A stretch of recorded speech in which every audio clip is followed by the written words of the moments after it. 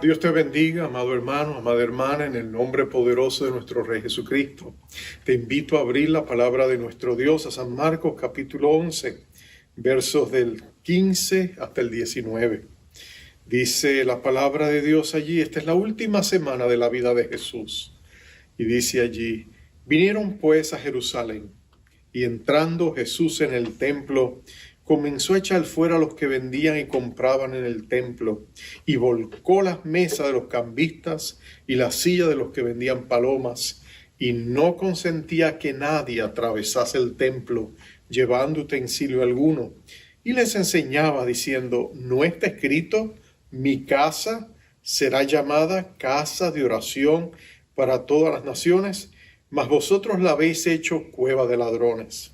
Y oyeron los escribas y los principales sacerdotes, y buscaban cómo matarle, porque le tenían miedo, por cuanto todo el pueblo estaba admirando de su doctrina.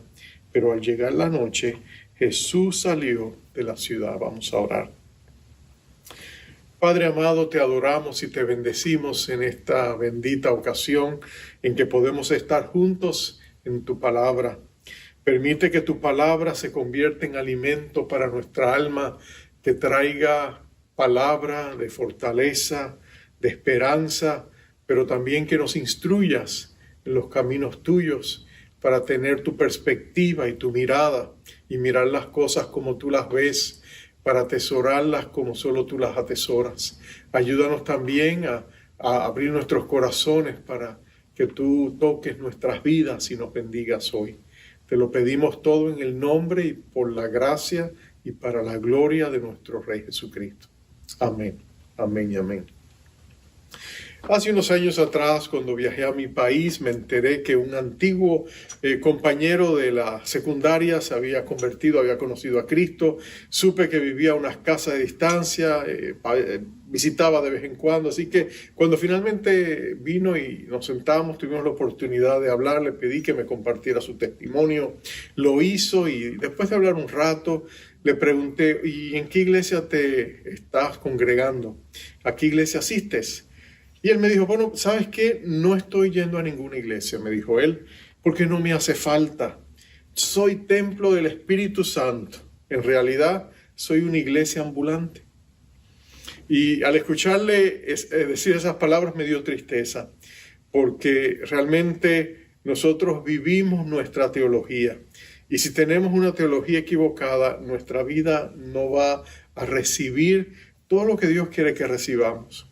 Pero no me extrañó tampoco, porque a veces es un comentario que se escucha de algunas personas y en algunos círculos. Recuerdo que en ese tiempo también había un conocido comentarista radial que había declarado el fin de la era de la iglesia y que la gente ya no tenía que ir a la iglesia. El problema es que eso no es lo que está en la Biblia, y un mal concepto del significado de lo que es la iglesia o de lo que es el templo, porque tenemos que visitarla, puede conducirnos por caminos peligrosos. Es indudable que Jesús creía en ir a la iglesia. Él creció en Nazaret yendo a la sinagoga todos los sábados, aprendiendo y instruyéndose en el camino del Padre a través de lo que aprendía allí. Y cuando la familia iba al templo, como era la costumbre, a los eventos especiales, las fiestas especiales donde se requería que todos los hombres, todos los varones mayores de 20 años asistieran y las familias iban enteras y hacían sus peregrinajes, indudablemente que Jesús estaba allí. Así que encontramos a Jesús en el templo y lo vemos que él entra y él limpia el templo, saca a los cambistas, volca las mesas de los mercaderes, desata los rebaños, libera a los pájaros posiblemente, se crea todo un desaforo en este lugar. Y por supuesto sabemos que esta es la segunda vez que lo hacía. La primera vez había sido 3 años y medio cuando comenzó su ministerio, su primer paso, después de haber asumido su rol y su ministerio como el Mesías, fue ir al templo y limpiarlo. Y ahora está concluyendo su ministerio, regresa al templo nuevamente en esta última semana de su vida y él vuelve a hacer precisamente lo mismo. Y la razón que él da es esa. Él dice, mi casa será llamada casa de oración para todas las naciones. Dios llamaba el templo mi casa. Y eso es sumamente significativo porque cuando Dios le llama mi casa, tenemos que ir a las páginas del Antiguo Testamento para encontrar el por qué Dios llama a este edificio hecho por hombres mi casa. Y lo que tú descubres en 2 de Crónicas 7, 15 y 16 es que Dios le responde a precisamente el mensaje de inauguración y la oración que el rey Salomón había hecho cuando había inaugurado aquel primer templo. Después que el pueblo de Israel había tenido un tabernáculo en el desierto y al ingresar en la tierra prometida, después del reinado de David su padre, Salomón edifica este templo.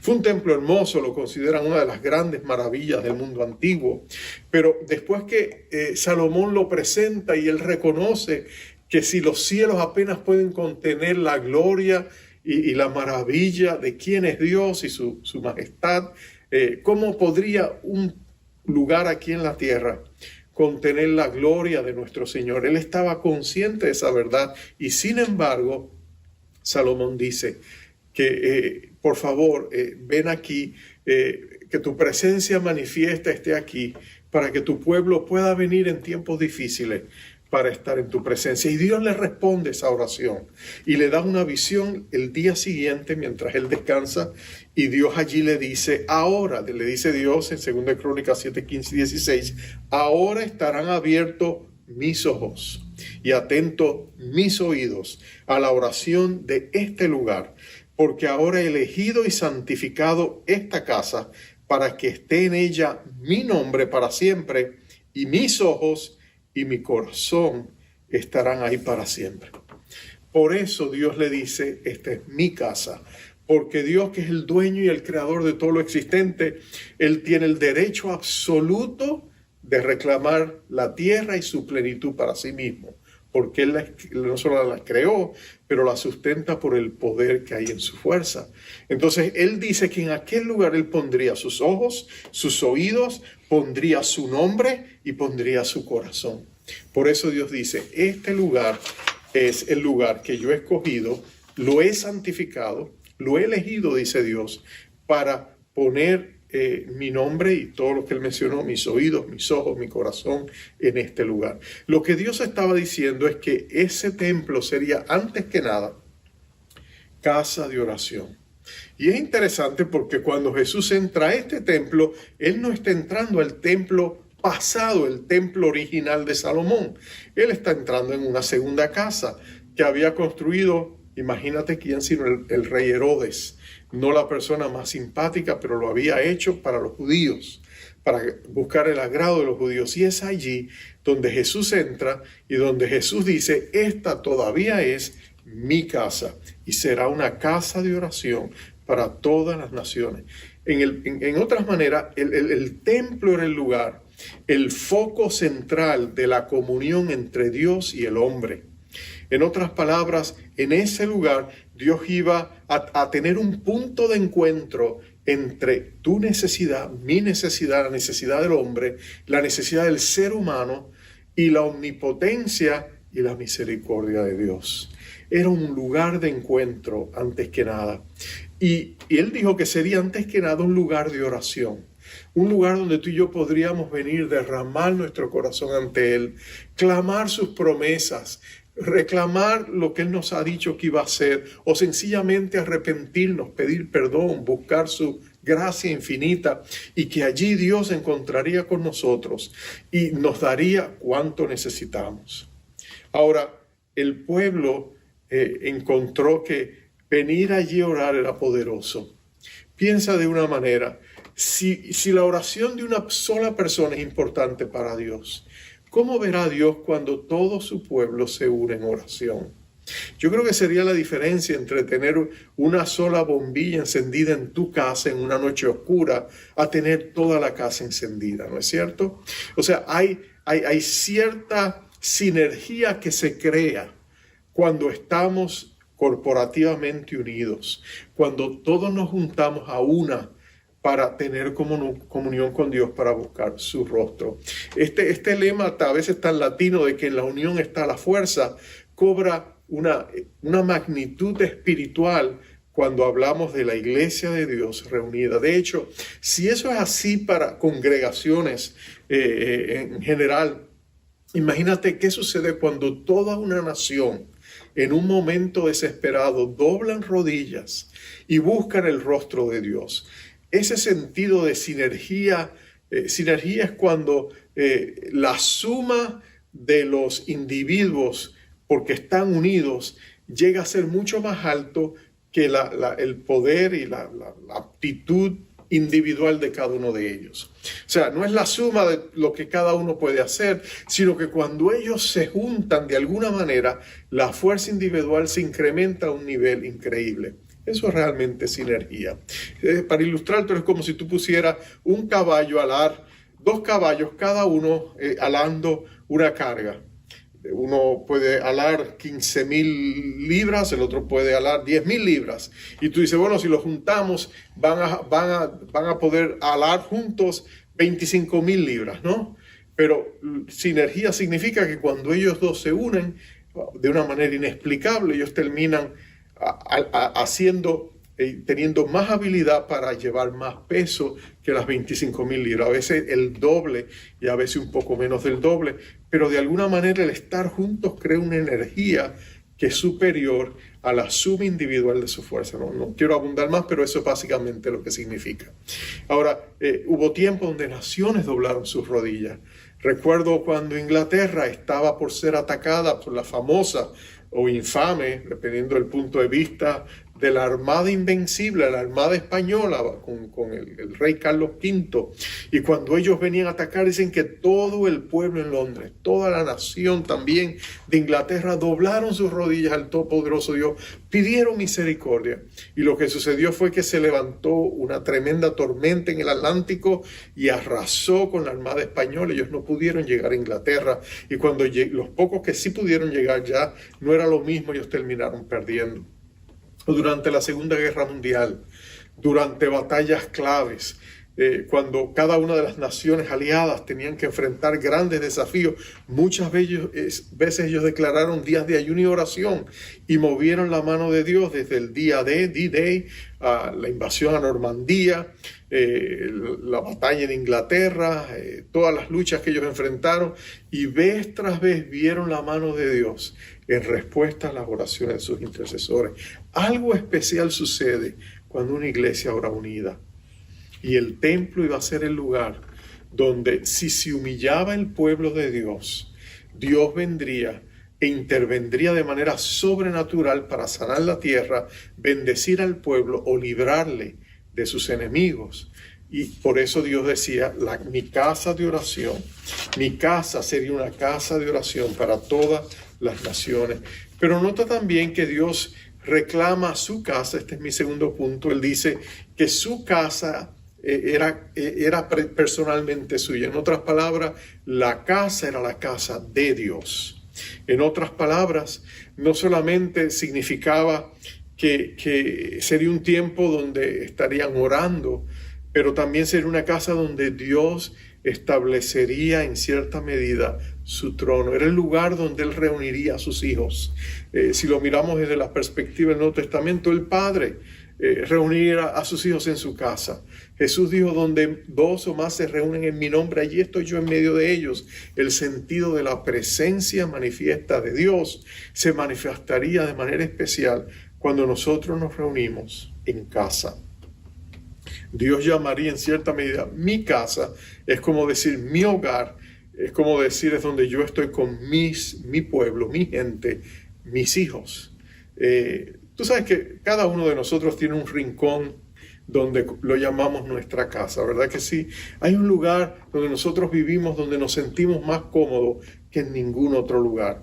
Personas que salen a los mejores lugares del mundo y van y visitan los hoteles más exclusivos, el Carlton Ritz o cualquier hotel, o van a esos grandes lugares especializados en tratar a uno a cuerpo de rey, y la gente va y come las mejores comidas, se queda en los mejores lugares, disfruta de los más grandes lujos. Pero sabes que llega un momento donde ellos quieren volver a casa. Quizá la casa donde ellos viven no sea tan lujosa como los lugares que visitan, pero hay algo tan particular. Yo tengo un gran amigo que me dice que en su casa él tiene una vieja silla de esas reclinadoras que ya, bueno, dice que está agarrada por el moho, pero para él ese lugar es el lugar más delicioso, es el lugar más cómodo, es el lugar donde él se siente más reconfortado, porque hasta el olor del cuero viejo le hace sentir en su casa. Bueno, de igual manera, este templo sería un lugar donde la gente vendría a disfrutar de esa intimidad con Dios y se sentirían cómodos. Un templo, una iglesia, es un lugar donde se comparten vivencias familiares. Es donde la gente se casa, donde celebran el nacimiento de sus hijos cuando los dedican a Dios. Es el lugar donde nuevos creyentes se bautizan, donde son instruidos en la palabra de Dios para ser discípulos de Jesucristo. La iglesia es el lugar donde tenemos aniversarios, celebramos graduaciones, celebramos fiestas, hemos reído, hemos llorado. Son lugares donde hay tantas vivencias en particular.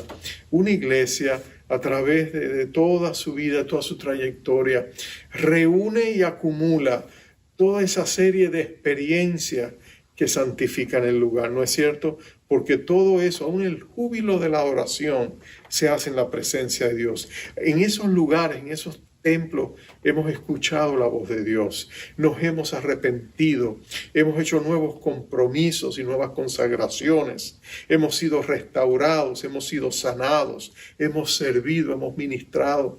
Cada lugar donde el pueblo de Dios se congrega es significativo. Es mucho más que sencillamente ladrillos y mezcla o concreto o madera. Es mucho más que sencillamente estar en un lugar. Es toda una casa. Es un lugar donde se celebra la vida y la comunión con Dios. Y cuando nosotros vivimos en ese lugar y tenemos tantos recuerdos, qué difícil nos queda dejarla, ¿no es cierto? Siempre pensamos en quedarnos allí, en que vamos a estar allí todo el tiempo, pero muchas veces las cosas cambian, la iglesia crece, tienen que buscar otro lugar. Nos pasa como nos pasa a nosotros cuando a veces, cuando mi esposo y yo nos casamos, vivíamos en un pequeño apartamentito de un solo cuarto y estábamos tan felices. Un día llegamos de vacaciones y nos esperó la dueña a la entrada de la puerta para decirnos: acabo de vender la casa, así que su apartamento se va con la casa, tienen que irse. Y no teníamos dónde irle, nos fuimos a un sótano de mis suegros, ahí vivimos un año. Después salimos de ahí, encontramos otro apartamento y allí estuvimos hasta que un día Dios nos dijo: es hora de pensar en una casa, y Dios milagrosamente y maravillosamente, generosamente hizo la provisión y pudimos irnos. Cada vez que nos mudábamos dejábamos atrás un cúmulo de vivencia, pero cada vez que íbamos a un nuevo lugar adquiríamos otra vez nuevas experiencias, porque lo importante no era el lugar específicamente, era el estar juntos, el hacer familia, el vivir nuestro llamado juntos como familia. Era la presencia de Dios, pero lo importante era que lo necesitábamos. La iglesia también necesita sus casas, necesita sus templos. No es que vamos a ser ídolos de ellos, pero los necesitamos, porque así como una familia necesita dónde vivir, una iglesia necesita dónde congregarse, porque allí, en ese lugar, en ese entorno familiar, Dios derrama abundante gracia, Dios da bendición y vida eterna. Y allí nosotros podemos batallar en el nombre del Señor y tener grandes victorias a favor de nuestras familias y a través de la iglesia.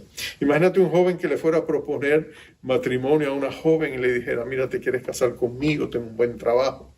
Y la novia le dice: está bien, yo acepto tu propuesta, yo te amo, ¿dónde vamos a vivir? Y él le dice: bueno, ¿sabes qué? Lo que yo quería decirte es que pues yo no creo en casas, no creo en residencias, no creo en techos y paredes. Yo quiero que vivamos a la intemperie, como el hombre siempre ha vivido a la intemperie. Y yo te prometo que vamos a estar bien, vamos a estar saludables. Yo he hecho el curso y soy un experto en el vivir a la intemperie. He ido a los grandes parques de Estados Unidos, los parques naturales, y sé cómo sobrevivir. Así que no te preocupes, vamos a pasarla bien. Imagínate que tú eres el papá de la muchacha o la mamá de la muchacha, tú solo le dirías una palabra, ¿verdad? Le dirías: hija, corre, porque eso no te conviene, ¿no es cierto? reconocemos la importancia y la necesidad que tenemos de tener un lugar donde vivir, donde compartir. Y por eso Dios dice, esta es mi casa y será casa de oración, para que allí doblemos nuestras rodillas, para que juntos busquemos su rostro, para que juntos recibamos las promesas de Dios, las bendiciones de Dios, la gracia abundante de Dios. Algunos dicen, bueno, pero la iglesia primitiva no tenía templos. Pero la iglesia primitiva tenía casas, templos. Ellos se reunían en casas, como en los países donde la iglesia está siendo perseguida.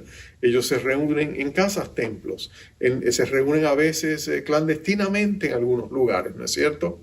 Pero cuando eso se detiene y ellos logran poder tener edificios públicos para reunir otra vez al rebaño, ellos se aprovechan de esas oportunidades. La iglesia en Jerusalén, cuando comenzó, tú sabes que se reunía en casas. Durante los primeros 5 años, dicen historiadores, la iglesia se estuvo reuniendo en casas bajo el radar de las autoridades religiosas que eran antagónicas a sus intereses de iglesia.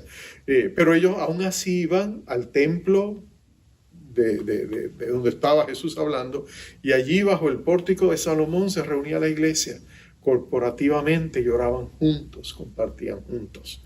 Todo eso es significativo, porque cuando Dios dice, esta es mi casa, es la casa donde tú y yo podemos ir y compartir con Él. Jesús dice, mi casa será llamada casa de oración para todas las naciones. Entonces uno se pregunta, si eso es cierto, ¿por qué entonces Jesús viró y volcó todo al revés y enfrentó a los cambistas y enfrentó a los mercaderes y los sacó de allí? ¿Cómo explicamos eso? Y esta es la explicación viendo el contexto completo de lo que estaba pasando. Mira, en el tiempo de Jesús, el templo en Jerusalén se había convertido en una mina de oro para los sumos sacerdotes. Anás, Caifás eran parientes. Anás tenía 5 hijos. Caifás ahora mismo era su yerno. Y por los últimos años él sencillamente compraba de los romanos el derecho a ser el sumo sacerdote. Y por supuesto el negocio se quedaba en la familia. Ellos administraban todo lo que era la mercadería y la venta de las cosas en el templo. Ahora, lo que ello estaba pasando aquí necesitaba pasar. En otras palabras, el templo necesitaba un lugar donde vender animales, donde cambiar la moneda. Los cambistas cambiaban monedas de todos aquellos peregrinos que venían del imperio y necesitaban cambiar a la moneda local judía para poder comprar los animales para los sacrificios, porque en el templo de Jerusalén solo se aceptaba monedas judías porque no tenían efigie o cara o impresión humana en las monedas, como las monedas romanas que tenían la efigie de César u otros políticos. Ellos no aceptaban eso. Entonces ellos tenían que cambiar al shekel, que era la moneda judía. Entonces los cambistas eran necesarios. Si una persona viajaba 100 millas para venir a ofrecer sacrificio, no podían venir 100 millas cargando las ovejas o trayéndolas por el camino. Tenían que venir y comprarlas. Pero Anás y Caifás se aprovecharon de eso para establecer un mercado terrible, de alto costo, sumamente lucrativo, injusto, abusivo. Y no solamente era eso, lo habían ubicado en el pabellón o la corte de los gentiles. En otras palabras, el templo en estructura tenía diferentes pabellones donde la gente podía orar. Tenía el pabellón de los varones judíos, donde solo los varones judíos podían orar. Tenía el pabellón de las mujeres, donde solo las mujeres podían ir a orar. Y tenían un tercer pabellón para la gente que no era judía. Y era el único lugar donde los no judíos podían ir y orar y conectarse con ese Dios que había dado esas preciosas promesas de que en su templo sería casa de oración. Pero había sido precisamente en el pabellón de los gentiles donde ellos pusieron este mercado. Así que cuando los judíos venían, los varones iban allá, las mujeres iban allá, los gentiles tenían que tratar de conectarse y tener comunión con Dios en medio del chachareo y el alboroto y todo lo que estaba pasando, ovejas berreando, pájaros haciendo lo que los pájaros hacen, animales de todos lados, cabras, todos corriendo y los mercaderes gritando, regateando los negocios. ¿Cómo una persona podía orar en ese ambiente? Entonces el problema no era que no se hiciera ninguna actividad de venta, era necesario para el templo, pero lo habían puesto en el lugar equivocado, porque ellos no habían escuchado lo que Dios había dicho: mi casa será casa de oración para los gentiles también, para todas las naciones. Por eso ellos habían fallado en entender el tercer punto, que la casa de Dios no solamente era una casa de oración, una casa de pertenencia a Dios. El templo iba a ser también un granero, donde la gente vendría en la cosecha de Dios y encontrarían a Dios allí. Jesús habló mucho de la cosecha. Jesús dijo, por ejemplo, la mies es mucha, la cosecha es abundante, dijo él. Los obreros son pocos. Oren al Señor de la cosecha, que envíe obreros a su mies. Cuando estuvo allí en aquel pozo, después de haber hablado con la mujer samaritana, cuando llegaron los discípulos, él les dijo: miren, alzad vuestros ojos y mirad los campos, están blancos para la cosecha. Él estaba hablando de cosecha de almas. La casa de Dios era el lugar donde iba a ser como un faro de luz y las naciones iban a venir a buscar a Dios allí, como llegó la reina de Sabá, y otros vinieron buscando a Dios, y era para que se encontraran allí. El sentido es que la casa de Dios sería un granero, porque allí se pondría la cosecha de almas que Dios traería. Así que cuando nosotros entendemos eso, nosotros nos damos cuenta también la importancia de tener un templo también. Necesitamos un lugar donde almacenar la cosecha. Y lo precioso es que Dios desea que esa cosecha se recoja. En la iglesia del Nuevo Testamento, debido a la persecución que había, ellos se reunían en casas. Y esos pequeños graneros reunían la cosecha. En las otras iglesias fuera, cuando ellos podían, como la iglesia de Antioquía, tenía un lugar más espacioso, el aposento alto, era donde también los discípulos se reunían allá. Pero el punto era este: toda iglesia necesita un granero para poder recibir a los que vienen a Jesús, poder hacer discípulos de ellos.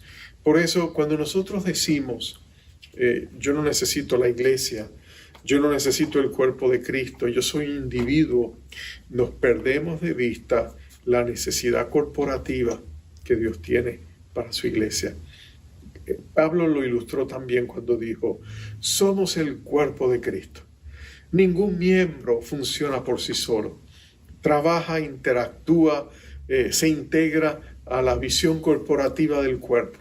Y Cristo es la cabeza del cuerpo. Nosotros somos piedras vivas que somos colocados en esa catedral de las naciones que Dios está edificando. Cuando nosotros capturamos esa visión para la casa de Dios, nos damos cuenta que Dios desea que nuestra iglesia sea una casa de oración, que sea un lugar donde oramos, donde intercedemos, donde hay un aposento alto, donde podemos venir. Y gracias a Dios que a medida la pandemia pasa, Dios está abriendo oportunidades nuevamente para que volvamos a congregarnos como casa de Dios y podamos otra vez mancomunar nuestros esfuerzos para avanzar el reino de Dios y presentar el evangelio a todo aquel que lo necesita. Así que ora por la casa de Dios, ora por la iglesia. Oremos que Dios haga de nuestra iglesia nuevamente una casa de oración, donde podamos venir y experimentar la abundante gracia y el poder glorioso de nuestro exaltado, glorificado Rey Jesucristo. Así que vamos a tomar un momento y vamos a orar. Vamos a pedirle a Dios. Yo no sé cuáles son tus circunstancias. Yo sé que hay personas que todavía no han estado asistiendo a las iglesias por todo el temor al COVID, por sus condiciones médicas, y lo entendemos.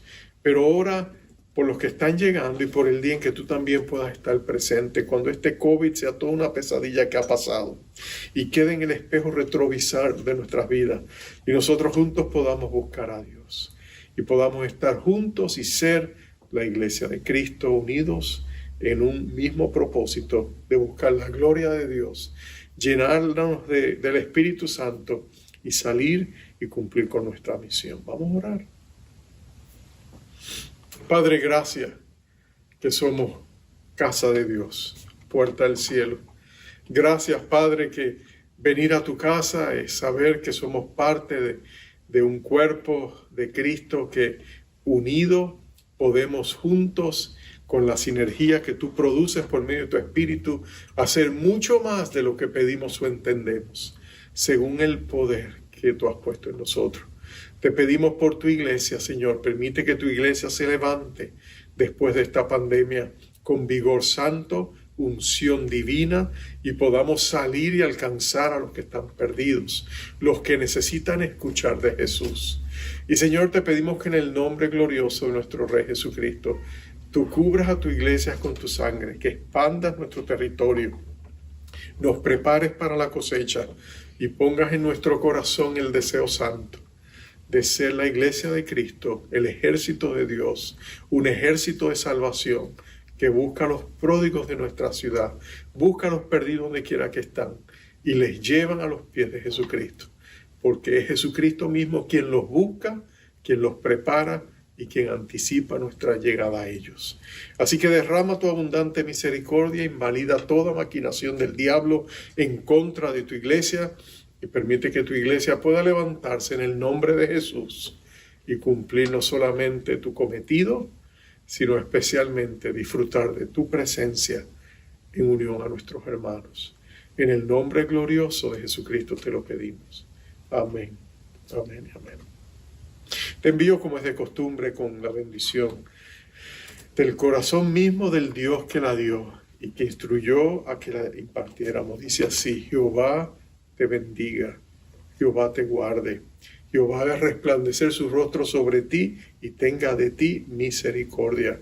Jehová alce sobre ti su rostro y ponga en ti paz.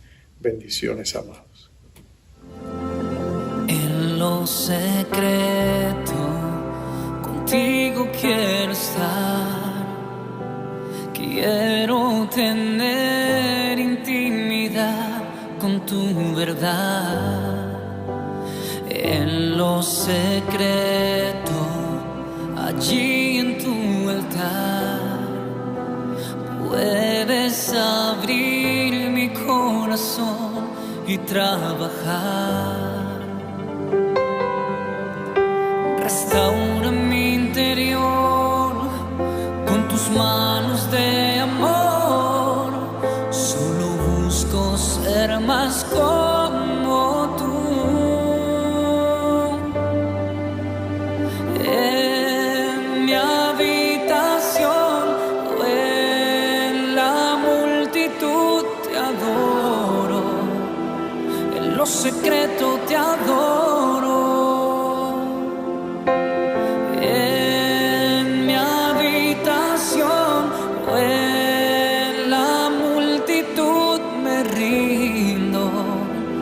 Solo tú eres digno.